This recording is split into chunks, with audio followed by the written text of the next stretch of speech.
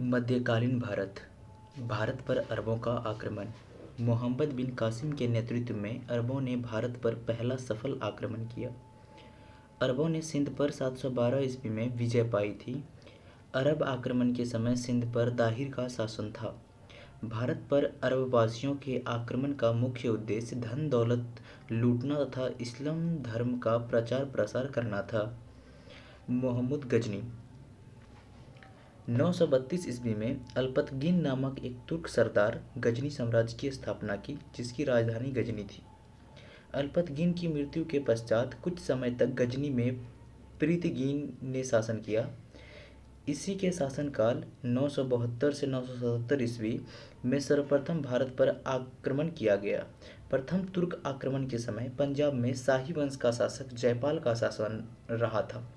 अल्पतगीन का गुलाम तथा दामाद सुबुकतगीन 977 ईस्वी में गजनी की गद्दी पर बैठा। मोहम्मद गजनी सुबुकतगीन का पुत्र था, जिसका जन्म 1 नवंबर 1971 ईस्वी में हुआ था। अपने पिता के काल में महमूद गजनी खुरासान का शासक था। महमूद गजनी 27 वर्ष की अवस्था में 998 ईस्वी में गद्दी पर बैठा।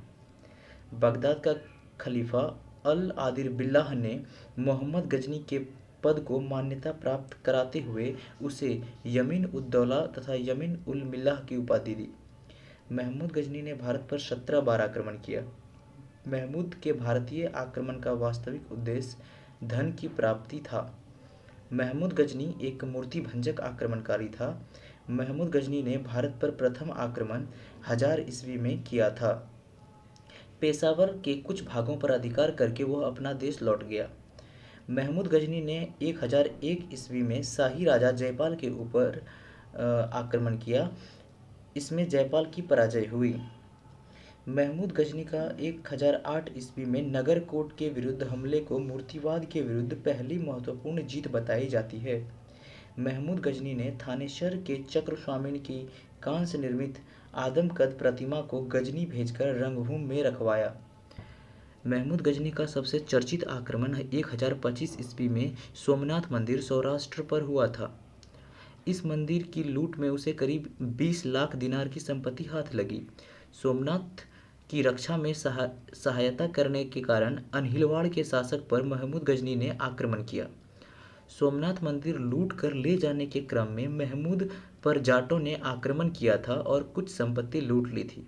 महमूद गजनी का अंतिम भारतीय आक्रमण 1027 ईस्वी में जाटों के विरुद्ध था। सुल्तान की उपाधि धारण करने वाला प्रथम शासक महमूद गजनी था।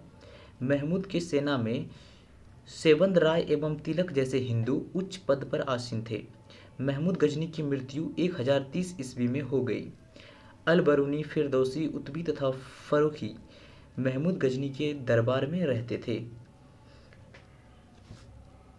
तो ये टॉपिक यहीं ख़त्म होता है। इसके बाद मोहम्मद गौरी का टॉपिक आने वाला है, उसके बाद सल्तनत काल, तो वो हम नेक्स्ट वीडियो में देखते हैं।